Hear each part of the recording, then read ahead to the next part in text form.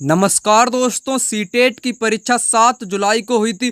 Paper 2 social science में कुछ ऐसे प्रश्न पूछे गए थे जो कंफ्यूज करने वाले प्रश्न थे। उन सभी प्रश्न को मैंने यहाँ पर सेलेक्ट किया है, वो भी आपको बताऊंगा एनसीईआरटी के साथ, यानी कि 100% बिल्कुल राइट उत्तर आपको बताने वाला हूँ। आपको घबराने की बिल्कुल ज़रूरत नहीं है। चलिए आपको यहाँ पर सभी प्रकार के क्वेश्चन कराऊंगा जो कंफ्यूज करने वाले थे। यहाँ पर दोस्तों पहला जो क्वेश्चन आपके एग्जाम में पूछा गया था, आपको यहाँ पर दिखाना चाहूँगा, यहाँ पर आ चुका है। इस प्रकार का क्वेश्चन था, अमेजन बेसिन के बारे में कौन सा कथन सही है। यहाँ पर आपको बताना चाहूँगा, पूरे वर्ष यहाँ नम और कैसी जलवायु रहती है, गर्म रहती है, ये यहाँ पर करेक्ट होगा। यहाँ लोग कर्तन व दहन कृषि करते हैं, करेक्ट होगा। लोग मुख्यतः धान उगाते, बिल्कुल गलत होगा। यहाँ के लोग धान नहीं उगाते हैं। बेसिन के कई क्षेत्रों तक पहुंचने के लिए हवाई जहाज़ों तथा हेलीकॉप्टरों का भी प्रयोग किया जाता है, ये भी करेक्ट होगा। यानी कि सी कथन गलत है। सी जिनमें होगा वो यहाँ से आपका हट जाएगा, यानी कि गलत माना जाएगा। 4 विकल्प इस क्वेश्चन का बिल्कुल राइट उत्तर होगा, ए बी डी, यानी कि धान वाला यहाँ पर दोस्तों गलत हो जाएगा, बाकी सभी यहाँ पर राइट उत्तर हो जाएंगे। चलिए आपको यहाँ पर प्रूफ दिखाता हूँ, यानी कि एनसीईआरटी को यहाँ पर दिखाता हूँ। पूरे वर्ष यहाँ गर्म एवं नम जलवायु रहती है। पहला स्टेटमेंट यहाँ पर क्या था दोस्तों, पूरे वर्ष यहाँ पर गर्म नम जलवायु रहती है, जिसको मैंने आपको यहाँ पर दिखाने का दोस्तों प्रयास किया है। अब मैं बात करता हूँ दूसरे स्टेटमेंट की। बेमुख्ता टेपियोका, टेपियोका हो गया, अनानास हो गया, शकरकंद हो गया, उगाते हैं और मछली का शिकार भी वो लोग करते हैं, यानी कि वो धान नहीं उगाते हैं। ठीक है, दूसरी बात यहाँ पर क्लियर हो चुकी। तीसरी बात है, वे कर्तन एवं दहन कृषि पद्धति का प्रयोग करते हैं। आपके क्वेश्चन में क्या था, कर्तन दहन का प्रयोग करते हैं, बिल्कुल करेक्ट मैंने आपको बताया। धान वाला मैंने आपको गलत बताया, क्योंकि वहाँ पर टेपियोक जैसी फसलों को उगाया जाता था। कई टीचर आपको बता रहे होंगे कि हवाई जहाज वहाँ पर पहुँचते ही नहीं है क्योंकि वन वहाँ पर संघन है। ऐसा नहीं है दोस्तों, यहाँ पर एनसीईआरटी में बिल्कुल साफ तौर पर क्या लिखा हुआ है आप देख पा रहे होगे, अनेक स्थानों पर पहुँचने के लिए हवाई जहाज़ों तथा हेलीकॉप्टरों का उपयोग किया गया है। ठीक है, ये स्टेटमेंट एनसीईआरटी का है, आप यहाँ पर देख लो, जो कि बिल्कुल राइट है। कई टीचरों के माध्यम से यहाँ पर इसको गलत बताया गया है। ठीक है, अनेक स्थानों पर पहुँचने के लिए हवाई जहाज़ों तथा हेलीकॉप्टरों का उपयोग किया गया है। अब आते हैं अगले प्रश्न पर। अगला प्रश्न ये भी दोस्तों आपको कन्फ्यूज कर रहा होगा। ठीक है, तो यहाँ पर है लद्दाख के बारे में आपको सही कथन बताना था। लद्दाख से होकर बहुत सी नदियाँ बहती हैं, ये भी यहाँ पर करेक्ट है। अधिक ऊंचाई के कारण यहाँ की जलवायु अत्यधिक ठंडी है, ये भी दोस्तों यहाँ पर करेक्ट है। हिमालय के वृष्टि छाया क्षेत्र में होने के बावजूद यहाँ उच्च वर्षा पाई जाती है। नहीं दोस्तों, उच्च वर्षा नहीं, निम्न होनी चाहिए। कैसी होनी चाहिए, निम्न होनी चाहिए थी, तब यहाँ पर राइट उत्तर होता, इसलिए गलत हो गया। यहाँ यह जो क्षेत्र है बर्फीली हवाओं एवं तेज जलाने वाले ताप का अनुभव करता, ये भी करेक्ट है दोस्तों। इसको मैं आपको एनसीईआरटी में दिखाऊंगा। यहाँ पर आपका सी वाला गलत है। ठीक है, बाकी यहाँ पर ए बी डी इसका क्वेश्चन का राइट आंसर होगा, ए बी डी, यानी कि 4 विकल्प इस क्वेश्चन का बिल्कुल राइट उत्तर हो जाएगा। यहाँ पर आप लोग क्या देखोगे, लद्दाख के बारे में देखोगे। लद्दाख से होकर अनेक नदियाँ बहती हैं। ठीक है, अनेक नदियाँ बहती हैं। यहाँ पर पहला ही वाला स्टेटमेंट दिया गया था, जो कि मैंने आपको दिखाने का प्रयास किया है। दूसरा स्टेटमेंट आप यहाँ पर देखो, अधिक ऊंचाई के कारण यहाँ की जलवायु अत्यधिक शीतल एवं शुष्क है। ऊंचाई के कारण यहाँ पर क्या लिखा हुआ, अधिक ऊंचाई के कारण यहाँ की जलवायु अधिक ठंडी है, ये भी मैंने आपको यहाँ पर करेक्ट बता दिया। अब बात करते हैं वृष्टि छाया की। यहाँ पर क्या लिखा हुआ, सबसे नीचे आप नज़र डालोगे, यह हिमालय के वृष्टि छाया क्षेत्र में स्थित है, अतः यहाँ वर्षा बहुत कम होती है। नीचे क्या लिखा हुआ, वर्षा बहुत कम होती है, यहाँ पर लिखा हुआ है वर्षा बहुत कम होती है, बल्कि आपके स्टेटमेंट में कहा गया उच्च वर्षा होती है, इसलिए दोस्तों यहाँ पर गलत हो गया। ठीक है, बाकी सभी यहाँ पर करेक्ट हैं। और यहाँ पर आगे दिया गया था, शीत ऋतु में यह बर्फीला ठंडा हो जाता है। शीत ऋतु में बर्फीला ठंडा यहाँ पर हो जाता है। ठीक है, वही बात यहाँ पर कह दी गई है। इस वाले विकल्प में यहाँ पर ताप का अनुभव किया जाता है, यानी कि सी गलत है, बाकी सभी यहाँ पर आपके राइट उत्तर इस क्वेश्चन में हो जाएंगे। ठीक है, जैसे यहाँ पर है, यह क्षेत्र बर्फीली हवाओं एवं तेज जलाने वाले सूर्य ताप का अनुभव कराता है। बिल्कुल हूबहू स्टेटमेंट आपके एग्जाम में यहाँ पर देखने को मिला था, ये लास्ट वाला। ठीक है, तेज जलाने का अनुभव करता है। ठीक है ना, मैंने आपको यहाँ पर कंफ्यूज दूर कर दिया। अब करते हैं बात दूसरे प्रश्न की। अकबर ने निम्नलिखित किन सरदारों को वतन जागीर दिया था? यहाँ पर किसको दिया था? सिसोदिया राजपूतों को दिया था। यहाँ पर प्रूफ देखो आप लोग, मेवाड़ के सिसोदिया राजपूत लंबे समय तक मुगलों की सत्ता को स्वीकार करने से इनकार कर रहे थे, परंतु जब वे हारे तो मुगलों के साथ उनके साथ सम्मानीय व्यवहार किया गया और उन्हें उनकी जागीरें वतन जागीर के रूप में वापस कर दी। ठीक है, वही बात आपकी एग्जाम में दोस्तों हूबहू पूछ ली गई। ठीक है, तो सिसोदिया राजपूत यहाँ पर करेक्ट उत्तर होगा। बात कर लेते हैं दोस्तों अगले प्रश्न पर।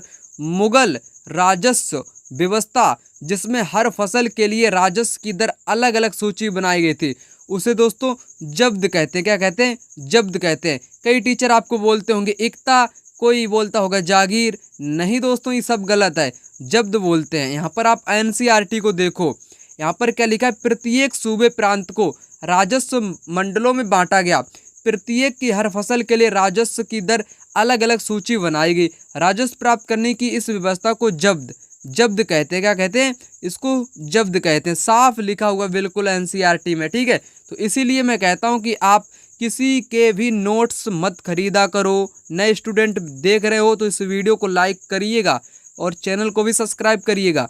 नोट्स के चक्कर में कभी मत भागो, एनसीईआरटी को जरूर से जरूर पढ़ो, यानी कि वहीं से डायरेक्ट क्वेश्चन पूछे जाते हैं जब्द। ठीक है, हूबहू उसी प्रकार से पूछा गया है, अलग सूची बनाई गई। बिल्कुल यहाँ पर भी लिखा है, यहाँ पर भी क्या लिखा है? अलग सूची बनाई गई, क्योंकि एनसीईआरटी से ही उठाकर पूछता ना एग्जामिनर, तो जब्द यहाँ पर होगा। अगला प्रश्न ये भी दोस्तों बोलते हैं कि सर यहाँ पर ऐसा होना चाहिए वैसा होना चाहिए। चलो यहाँ पर समझाता हूँ। कॉफ़ी जो है ये ठंडे में होती है, शुष्क में होती है, और आपकी जो चाय है ये गर्म जलवायु एवं शुष्क उच्च। नहीं दोस्तों, ये एक दूसरे के विपरीत हैं, इसलिए यहाँ पर दोनों ही आपके गलत, इसलिए 4 विकल्प इस क्वेश्चन का राइट उत्तर होगा। यहाँ पर आप देख पा रहे होगे चाय की बात, यहाँ पर चाय की बात कही गई है। ठंडी जलवायु चाहिए, कैसी? ठंडी जलवायु चाहिए और उच्च वर्षा चाहिए।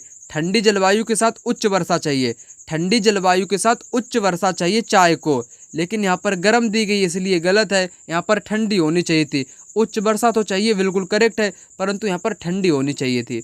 अब मैं यहाँ पर कॉफ़ी की बात करता हूँ। यहाँ पर इसके लिए गर्म व आर्द्र जलवायु चाहिए। कैसी? गर्म आर्द्र चाहिए। यहाँ पर क्या लिखा हुआ है? ठंडी। यहाँ पर गर्म होना चाहिए था दोस्तों, इसलिए आपके दोनों ही आपके गलत हैं, इसलिए इसमें से कोई नहीं। इस क्वेश्चन का राइट आंसर होगा 4 विकल्प। अगला क्वेश्चन यहाँ पर आ चुका है, कहता है कि 19वीं शताब्दी में चमड़े का काम करने वालों के संदर्भ में। यह क्वेश्चन आपके एग्जाम में सबसे ज़्यादा कंफ्यूज करने वाला क्वेश्चन है। कई स्टूडेंट कमेंट बॉक्स में बार बार इसी क्वेश्चन का आंसर पूछने का प्रयास कर रहे हैं। वो कह रहे हैं कि हर टीचर इस क्वेश्चन का आंसर अलग अलग बता रहे हैं। सर प्लीज़ इस क्वेश्चन का आंसर आप लोग बताइएगा। सर्वाधिक कंफ्यूज करने वाला यही क्वेश्चन है। चलिए मैं आपको यहाँ पर बिल्कुल 100% इस क्वेश्चन का बिल्कुल राइट उत्तर बताने वाला हूँ। यहाँ पर बात कही गई है 19वीं शताब्दी में चमड़े का काम करने वालों के लिए। पहले विश्व युद्ध के दौरान सेना के लिए जूतों की जबरदस्त मांग पैदा हो गई। सामान्य जातियों के गरीब लोगों ने इस अवसर को देखा और सेना हेतु जूते आपूर्ति के लिए तैयार हो गए। ठीक है दोस्तों, यहाँ पर 19वीं शताब्दी की बात कही गई है। 19वीं शताब्दी का मतलब होता है 1800। कितना? 1800 मतलब होता है। जैसे वर्तमान में दोस्तों हम लोग जो हैं इसको बोलेंगे 21वीं शताब्दी, क्योंकि 2000 चल रही है। 1900 को क्या बोलते हैं? 20वीं शताब्दी। 1800 को क्या बोलते हैं? 19वीं शताब्दी बोलते हैं। तो 1800 की यहाँ पर बात हो रही है। पहले विश्व युद्ध के दौरान सेना के लिए जूतों की जबरदस्त मांग पैदा हुई थी। यहाँ पर पहला जो आपका विश्व युद्ध हुआ था वो तो आपके 1914 में हुआ था। कब? 1914 में हुआ था, परंतु यहाँ पर 1800 की बात कही गई। किसकी? 1800 की बात कही गई है, परंतु 1914 में आपका क्या होता? प्रथम विश्व युद्ध हुआ था। यहाँ पर ये दोनों आपके अलग अलग आपको लग रहे होंगे, क्योंकि मैंने आपको यहाँ पर बिल्कुल क्लियर करके बताने का प्रयास किया है। क्योंकि पहला विश्व युद्ध 1914 में हुआ था और यहाँ पर 1800 की चमड़े की बात कही जा रही है बनाने वाले लोगों के बारे में। तो यहाँ पर ये दोनों मेल कैसे खाएंगे? पहली बात तो यहाँ पर आपकी क्लियर होनी चाहिए। ठीक है, तो पहली बात मैंने यहाँ पर क्लियर कर दी, ये तो आपका आंसर नहीं हो सकता है। दूसरी कंडीशन में ये इसका आंसर हो भी सकता है। मैं आपको यहाँ पर एनसीईआरटी को दिखाऊंगा। सामान्य जातियों के लोगों ने काम बिल्कुल नहीं किया। जिनको दोस्तों क्या समझा जाता था, नीचा समझा जाता था, जो कि नीची जाति के थे, जो कि चमड़े का काम करने वाले व्यक्ति थे, उन्होंने ही सिर्फ इनको अवसर देखा और इनको बनाने में लग गए। यानी कि ये दूसरा स्टेटमेंट यहाँ पर होगा ही नहीं। पहला तो आपका हो सकता है। क्यों हो सकता है? यहाँ पर एनसीईआरटी को आप देखोगे, जूते कौन बना सकता था? चमड़े का काम करने वालों को परंपरागत रूप से नीची नज़र से देखा जाता था, क्योंकि वे मृत पशुओं का चमड़ा निकालते थे, जिन्हें गंदा व दूषित माना जाता था। पहले विश्व युद्ध के दौरान सेना के लिए जूतों की जबरदस्त मांग पैदा हो गई थी, परंतु चमड़े के कामों के प्रति जातीय पूर्वाग्रह की वजह से केवल परंपरागत चमड़ा कामगार और मोची ही तैयार हुए। यहाँ पर एक बात सामने निकल कर आई है, परंपरागत चमड़ा कामगार जो चमड़े का काम करते हैं और मोची ही जूते तैयार कर सकते थे, लिहाजा वे ज़्यादा कीमत की मांग करने लगे और उन्हें काफ़ी लाभ हुआ। जूते बनाते मदिगा समुदाय के लोग 19वीं शताब्दी में। यहाँ पर आपका एक चित्र दिया गया है जो कि 19वीं शताब्दी का है। क्वेश्चन में भी 19वीं शताब्दी पूछा गया है। आपके एक स्टेटमेंट में पहले विश्व युद्ध के दौरान सेना के लिए जूतों की जबरदस्त मांग पैदा हुई, ये भी स्टेटमेंट दिया गया है। यानी कि एनसीईआरटी के अनुसार पहला वाला यहाँ पर राइट होना चाहिए, जबकि दूसरा वाला गलत होना चाहिए, क्योंकि चमड़े का काम कौन करेगा? मोची करेगा और नीची जाति के लोग करेंगे। ठीक है ना दोस्तों, यहाँ पर आपको क्या क्या समझ में आया? यहाँ पर पहला वाला तो करेक्ट होगा। ठीक है, पहले विश्व युद्ध की वहाँ पर बात कही गई है। ठीक है, 19वीं शताब्दी की भी वहाँ पर बात कही गई, परंतु अगर मैं इनको अलग करने का प्रयास करता हूँ, ये 1800 में ले लो और इसको 1914 में ले लो, तो ये दोनों मेल नहीं खाएंगे, परंतु यहाँ पर दोनों गलत हो जाएंगे। परंतु यहाँ पर दूसरा वाला आपका गलत ही होगा, क्योंकि सामान्य जाति के लोग नहीं बल्कि नीची जाति के जो आपके कौन थे? मोची जैसे लोग थे, ठीक है, मदिगा समुदाय के लोग थे, वो इसको बनाते थे। एक तो बात यहाँ पर क्लियर हो चुकी। तो इसका अगर मैं एनसीईआरटी के अनुसार बताऊँ, किसके अकॉर्डिंग? एनसीईआरटी के अकॉर्डिंग बताना चाहूँ तो यहाँ पर पहला वाला करेक्ट होगा, दूसरा वाला यहाँ पर गलत होगा। यानी कि ए सही है लेकिन बी गलत है। थर्ड विकल्प इस क्वेश्चन का बिल्कुल राइट उत्तर होना चाहिए। ठीक है, चलिए अब यहाँ पर बात करेंगे अगले प्रश्न की, पृथ्वी की गतियों के बारे में। पृथ्वी का अपने अक्ष पर घूमना घूर्णन कहलाता है। करेक्ट। पृथ्वी का अक्ष काल्पनिक रेखा है जो अपनी कक्षीय सतह से 33.5 का कोण बनाती है। बिल्कुल गलत, 66.5 का कोण बनाती है। कितना? 66.5 का कोण बनाती है। यानी कि दोस्तों ए, केवल ए सही है। इसको आप यहाँ पर देखिए कहाँ से पूछा गया क्वेश्चन है। पृथ्वी का अपने अक्ष पर घूमना घूर्णन कहलाता है। पहली बात। दूसरी बात है, पृथ्वी का अक्ष एक काल्पनिक रेखा है जो इसकी कक्षीय सतह से 66.5 का कोण बनाती है। जबकि वहाँ पर कितनी बात कही गई है? वहाँ पर 33 की बात कही गई, इसलिए यहाँ पर ये दोस्तों गलत है आपका। अब आते हैं अगले प्रश्न पर। यहाँ पर है निम्नलिखित में से मृदा अपरदन क्षीणता को नियंत्रित करने के उपाय। तो यहाँ पर मैंने आपको क्या बताया है? मल्च जो कि नियंत्रित करेगा, वेदिका फार्म भी नियंत्रित करेगी, बीच में फसल उगाना भी नियंत्रित करेगा, अति चराई नियंत्रित नहीं करेगा। यानी कि बी जिन में है वो यहाँ से हटेगा। बी वाला यहाँ से आपको क्या करना है? हटा देना है। आपका यहाँ पर सेकंड विकल्प इस क्वेश्चन का बिल्कुल राइट उत्तर हो जाएगा। यहाँ पर आपको एनसीईआरटी दिखाना चाहूँगा। ठीक है, तो यहाँ पर वेदिका फार्म है, समोच्च रेखीय जुताई है, रक्षक मेखलाएं हैं, और यहाँ पर क्या है? मल्च बनाना। ये सभी ऐसी चीज़ें हैं जो मृदा को रोकती हैं। क्या करती हैं? मृदा को अपरदन से रोकती हैं। अति चराई क्या करता है? मृदा अपरदन को बढ़ाता है, इसलिए वहाँ पर गलत हुआ। अब बात करेंगे दोस्तों अगले प्रश्न की, जो एक कंफ्यूज करने वाला क्वेश्चन है। ग्राम भोजक के बारे में सही नहीं है, गलत आपको दोस्तों यहाँ पर बताना था। ठीक है, अक्सर एक ही परिवार के लोग कई पीढ़ियों तक बने रहते हैं, ये भी करेक्ट था। और इनकी जमीन और दास मजदूर काम करते हैं, ये भी करेक्ट था। राजा अक्सर उन्हीं सौंप देते थे जो गांव का कर वसूला करते थे, करेक्ट होगा। ये न्यायाधीश और पुलिस का काम नहीं करते थे, ये भी दोस्तों करते थे, इसलिए यहाँ पर आपका गलत हो जाएगा फोर विकल्प इस क्वेश्चन का राइट उत्तर माना जाएगा, क्योंकि गलत है। कैसे गलत है? यहाँ पर आप देखो, देश के उत्तरी हिस्से में गांव का प्रधान व्यक्ति ग्राम भोजक कहलाता था। अक्सर एक ही परिवार के लोग इस पद पर कई पीढ़ियों तक बने रहते थे। यह पद आनुवांशिक था। ग्राम भोजक के पद पर आमतौर पर गांव का सबसे बड़ा भूस्वामी होता था। साधारणतः इनकी जमीन पर इनके दास और मजदूर काम किया करते थे। प्रभावशाली होने के कारण दोस्तों ये क्या करता था? प्रायः कर भी वसूलने का काम सौंप दिया जाता था। ये न्यायाधीश और कभी कभी पुलिस का भी काम करते थे, परंतु उसमें कहा गया ये नहीं करते थे। इसलिए दोस्तों यहाँ पर आपका ये वाला गलत हो गया, बल्कि सभी यहाँ पर आपके राइट हो गए। मैंने आपको यहाँ पर बता भी दिया। अब बात करेंगे दोस्तों यहाँ पर एक महत्वपूर्ण पॉइंट की, जो मिलान से पूछा गया था। ग्राम भोजक के अलावा अन्य स्वतंत्र किसान भी थे जिन्हें गृहपति कहते थे। गृहपति क्या थे? स्वतंत्र किसान थे। स्वतंत्र किसान को क्या बोलते हैं? गृहपति बोलते हैं। ठीक है। एक क्वेश्चन ये भी पूछा गया था श्री नारायण गुरु के बारे में। उनके अनुसार सारी मानवता की जाति एक है। केवल यही यहाँ पर इसका क्वेश्चन का राइट उत्तर होगा, केवल ए सही है, लेकिन बी गलत है। उन्होंने सभी को सभी गुरुओं में विश्वास करने के लिए प्रेरित किया, बिल्कुल गलत है। कैसे गलत है? यहाँ पर आप इसको देखिएगा, पहला राइट दूसरा गलत। यहाँ पर प्रूफ आप देखो ना एनसीईआरटी के अनुसार, यहाँ पर क्या लिखा हुआ है। ठीक है। उनके अनुसार मानवता की एक ही जाति है। उनके अनुसार मानवता की एक ही जाति है। उनका महत्वपूर्ण कथन भी है, ओरु जाति ओरु मतम ओरु दैवम मनुष्यानु। मानवता की एक जाति, एक धर्म, एक ईश्वर। ठीक है ना? तो यही इनका कथन है। ठीक है। तो ये आपका गलत होगा, पहला करेक्ट होगा। मैंने आपको यहाँ पर समझा भी दिया है। दूसरा क्वेश्चन ऐसा था जो कि यहाँ पर भी कई लोग कंफ्यूज हैं, बिल्कुल सरल क्वेश्चन में भी। ठीक है। अशोक के धम्म के बारे में। ठीक है। तो यहाँ पर आवश्यकता नहीं थी देवी देवता की पूजा करने की, कर्म कांड की भी आवश्यकता नहीं थी, बुद्ध के उपदेश से प्रेरित था, करेक्ट है। अशोक ने बौद्ध भिक्षुओं को नियुक्ति की थी, नहीं की थी, गलत है। डी यहाँ पर आपका गलत है। डी जिन जिन में होगा वो यहाँ से कटेगा। ठीक है। वो यहाँ से आपका कट जाएगा, डी वाला दोस्तों कटेगा, यानी कि ए बी सी यानी कि 4 विकल्प में है, 4 वाला इस क्वेश्चन का राइट उत्तर होगा। यहाँ पर इसका प्रूफ आप लोग देखो। अशोक का धम्म क्या था? ठीक है। अशोक का धम्म था, अशोक के धम्म में किसी भी देवता की पूजा अथवा किसी कर्मकांड की आवश्यकता नहीं थी। 2 स्टेटमेंट यहीं से पूछ लिए गए। उन्हें लगता था कि जैसे पिता अपने बच्चों को अच्छे व्यवहार की शिक्षा देते हैं, वैसे ही उनका कर्तव्य था कि अपनी प्रजा को निर्देश दें। वे बुद्ध के उपदेशों से प्रेरित थे। मैंने आपको क्या बताया? बुद्ध के उपदेशों से यहाँ पर प्रेरित थे। कर्मकांड की आवश्यकता नहीं थी, ना ही पूजा करने की आवश्यकता थी। मैंने आपको यहाँ पर बता दिया।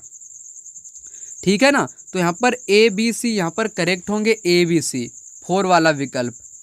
अब यहाँ पर दोस्तों बात करेंगे अगले प्रश्न की।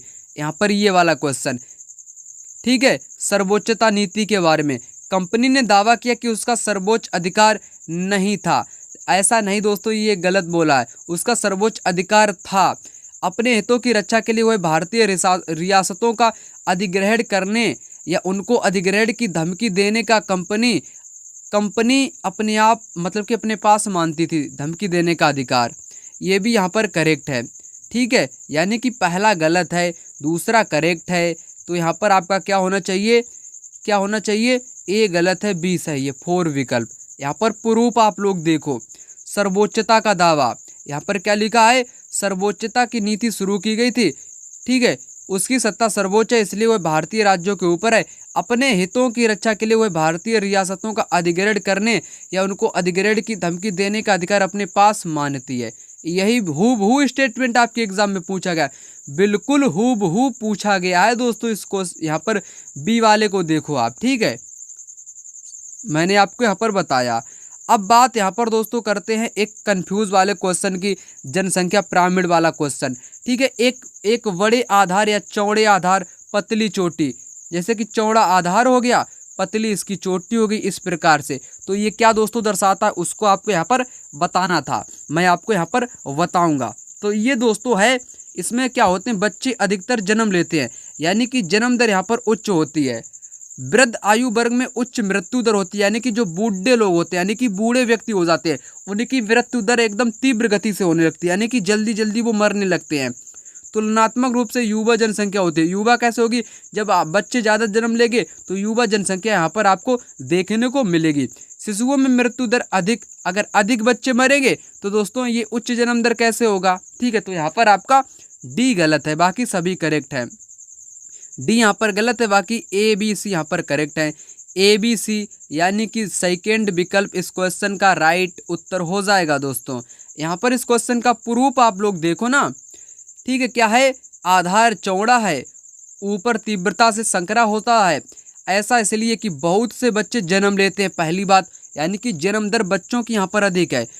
लेकिन उनमें से अधिकतर की मृत्यु शैशव काल में ही हो जाती है और कुछ बड़े हो पाते हैं, इसलिए वहाँ वृद्ध लोग बहुत कम हैं। वृद्ध लोग कैसे दोस्तों कम हैं, ये केन्या का पिरामिड यहाँ पर दर्शाता है। वृद्ध लोग दोस्तों कैसे, वृद्ध लोग बिल्कुल कम हैं, यानी कि उच्च मृत्यु दर है, करेक्ट बोला है। उच्च जन्म दर भी होती है, तुलनात्मक रूप से युवा जनसंख्या होगी, मृत्यु दर अधिक दर नहीं होगी। ठीक है, तो आपको मैंने यहाँ पर बताया युवा जनसंख्या यहाँ पर कैसी होगी दोस्तों, ज़्यादा आपकी देखने को मिलेगी। यहाँ पर बात करते हैं अगले प्रश्न की, जो पूछा गया था भारत के भौतिक मानचित्र में यदि दक्कन को पठार को पहचानना तो किस रंग का प्रयोग करोगे। कई बच्चे कह रहे कि सर भूरा भूरा भूरा ब्राउन, नहीं यार यहाँ पर गलत है, येलो वाला होगा। कैसा, येलो वाला। अगर किसको दर्शाना है, पठार को दर्शाना है, तब आपको बताना है पीला। अगर आपको किसको दर्शाना है, पर्वतों को, अगर पर्वत को दर्शाना है तब आप ब्राउन दर्शाओगे, भूरा दर्शाओगे। पठार की बात कही गई, अंतर देखा करो, डायरेक्ट मत बोला करो। ठीक है, तो यहाँ पर समझो ना, तो समझना आपको क्या है, नीले रंग का इस्तेमाल जलाशयों यानी कि पानी को दिखाने के लिए, भूरा रंग पर्वतों को, पीला रंग पठारों को, हरा रंग मैदानों को दर्शाने के लिए किया जाता है। बिल्कुल एनसीईआरटी के अनुसार यहाँ पर पूछा गया है क्लास 6 मानचित्र वाले चैप्टर से। यहाँ पर बिल्कुल समझ लो एक बार, पीला रंग पठारों के लिए, पीला रंग पठारों के लिए, हरा रंग मैदानों के लिए, नीला रंग जलाशयों यानी कि समुद्र वाले पानी के लिए, भूरा रंग किसके लिए, यहाँ पर लिख दूं आपका कन्फ्यूजन दूर हो जाए, भूरा रंग है वो आपके पर्वतों के लिए किया जाता है इस्तेमाल। ठीक है, तो आपको मैंने यहाँ पर बताया।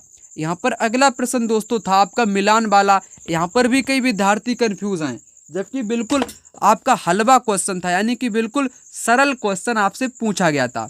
इसको कैसे आप लोग करोगे, मैंने आपको क्या बताया, आग्नेय ये आपका द्रवित मैग्मा होता है, द्रवित मैग्मा होता है आग्नेय वाला। अवसादी में क्या होते हैं, अवसाद जमा होते हैं, यानी कि यहाँ पर आपके जो क्या होते हैं, हवा पानी जल के द्वारा जो आपका अवसाद जमा होता है वही। कायांतरित क्या होता है, उच्च ताप दाब के कारण परिवर्तित हो जाते हैं। तो दोस्तों आपको करना क्या, मिलान करना है। ए का यहाँ पर क्या है, सेकेंड, ए का सेकेंड आपके सेकेंड ही विकल्प में, इसलिए सेकेंड विकल्प यहाँ पर करेक्ट उत्तर होगा। यहाँ पर आप लोग इस क्वेश्चन को देख पा रहे होगे, द्रवित मैग्मा ठंडा होकर क्या बनता है दोस्तों, ये प्राथमिक सेल यानी कि आग्नेय सेल बनता है। सेल लुढ़क कर चटक कर एक दूसरे से टकराकर छोटे छोटे टुकड़ों में टूट जाती है, इनको क्या बोलते हैं, अवसाद बोलते हैं। ठीक है, दूसरी बात यहाँ पर कही गई है, ये अवसाद जल हवा आदि के द्वारा एक स्थान से दूसरे स्थान पर पहुंचाकर जमा कर दिए जाते हैं। हूबहू स्टेटमेंट एग्जामिनर ने बनाया है, हूबहू स्टेटमेंट, यहाँ पर आप देखो ना, हूबहू स्टेटमेंट आपके एग्जामिनर ने यहाँ से पूछ लिया है। और अवसाद में क्या होते हैं दोस्तों, जीवाश्म भी पाए जाते हैं। ठीक है, आग्नेय क्या होते हैं, आग्नेय और अवसादी सेल पर जब उच्च ताप और दाब पड़ता है तब ये कायांतरित सेल में परिवर्तित हो जाते हैं, मैंने आपको यहाँ पर बता दिया। ठीक है दोस्तों, आशा करता हूँ आपके सारे के सारे कंफ्यूज वाले क्वेश्चन यहाँ पर आपके कन्फर्म हो चुके होंगे। किसी भी प्रकार का अगर आपको अन्य क्वेश्चन में कंफ्यूज है तो कमेंट बॉक्स आप लोगों के लिए खुला हुआ है, कमेंट बॉक्स में अपनी राय जरूर से जरूर देने का प्रयास करोगे। मिलते हैं दूसरे वीडियो में, तब तक के लिए धन्यवाद। जय हिंद, जय भारत।